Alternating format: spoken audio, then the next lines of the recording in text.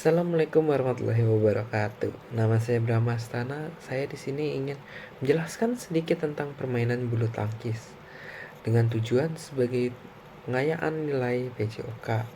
Nah, tanpa lama-lama kita langsung masuk saja. Nah, di sini ada beberapa materi yang ingin saya bahas. Yang pertama itu adalah sejarah singkat dari bulu tangkis ini.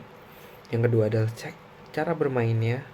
Yang ketiga, teknik-teknik dasar yang biasa digunakan, perhitungan poinnya keempat, dan yang terakhir itulah bentuk lapangannya.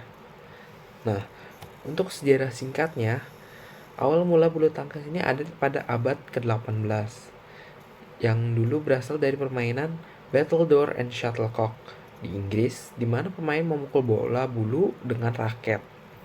Nah, kemudian berkembang pada tahun 1860-an.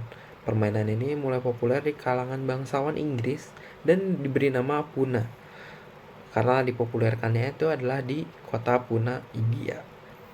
Setelah itu pada 1873 barulah ada nama badminton yang diambil dari nama rumah mewah Badminton House milik Duke of Beaufort di Gloucestershire, Inggris, di mana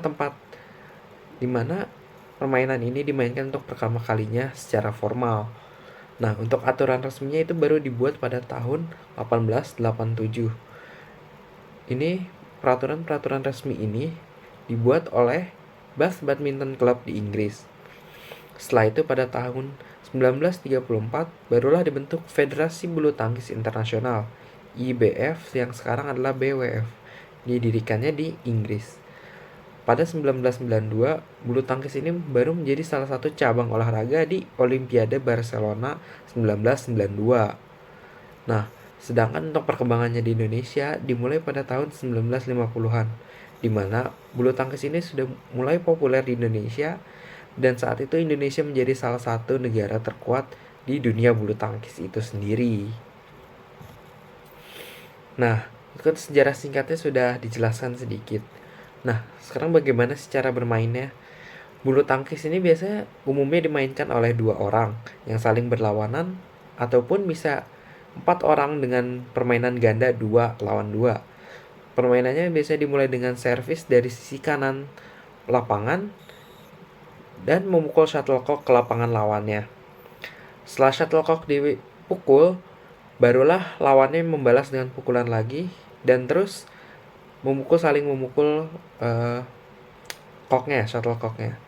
Nah, skornya akan didapatkan jika lawan gagal untuk mengembalikan kok itu atau melakukan kesalahan seperti memukul koknya di luar lapangan. Nah, untuk memenangkannya, pemain atau pasangan harus mendapatkan 21 poin dengan sistem best of 3 games. Nah, di sini ada beberapa teknik dasar yang biasa dipakai di bulu tangkis. Yang pertama itu ada grip atau pegang raketnya. Itu cara memegang raket yang benar untuk memaksimalkan kontrol yang kita miliki. Yang pertama itu ada forehand grip untuk pukulan yang ke depan dan backhand grip untuk pukulan yang ke belakang lawan.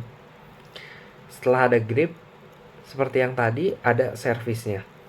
Nah, di sini ada dua servis. Yang pertama servis pendek atau short serve. Servis ini lembut dan ditujukan untuk jatuh di depan net lawan. Sedangkan untuk servis panjang atau long serve itu tuh ditujukan untuk memukul servis jauh di belakang lapangan lawan. Nah, setelah servis dilanjutkan dengan pukulan-pukulan. Yang pertama itu ada clear, pukulannya tinggi dan jauh ke belakang lawan. Yang kedua itu ada smash, dia ini pukulannya keras dan tajam ke bawah. Selanjutnya ada drop shoot, pukulan ini lembut dan pendek dekat net. Yang terakhir ada net shot, sesuai dengan namanya, pukulan ini biasanya dekat net, bisa di drop atau di drive. Nah, tadi kan sudah ada teknik-tekniknya. Selanjutnya kita lanjut dengan perhitungan-perhitungan poinnya. Untuk sistem poin, setiap rally dimenangkan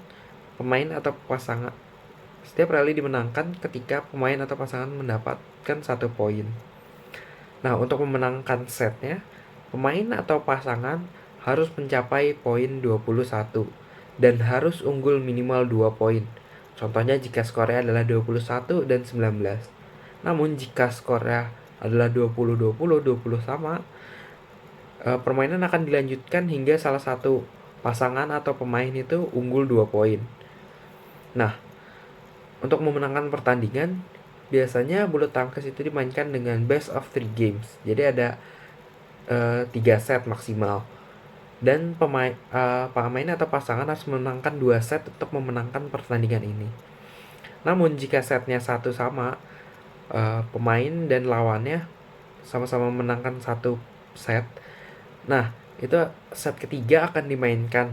Namun dimainkannya hanya hingga 15 poin saja. Setelah itu ada lapangan. Bentuk lapangan bulu tangkis itu kira-kira seperti ini. Dan seperti tadi dibilang, servis pertama dimulai pada sisi kanan. Contoh jika tim A atau pemain A memulai servis, ia ada di sisi kanan. Dan pemain B ada di sisi kanan juga, karena mereka saling berhadapan maka terlihat seperti menyilang gitu. Begitu juga jika misalkan pemain A mendapatkan 1 poin hingga skornya 1-0. Dilanjutkan dengan servis oleh pemain A di sisi kiri. Jadi sesuai dengan poinnya. Jika poinnya genap, maka pemain harus mengservis dari sisi kanan. Jika poinnya ganjil, servis dimulai dari sisi kiri. Dan lawannya pun mengikuti kiri kanan oleh sang pengservis. Nah, jadi mungkin segitu aja yang bisa saya sampaikan ini. Mohon maaf jika ada kekurangan. Wassalamualaikum warahmatullahi wabarakatuh.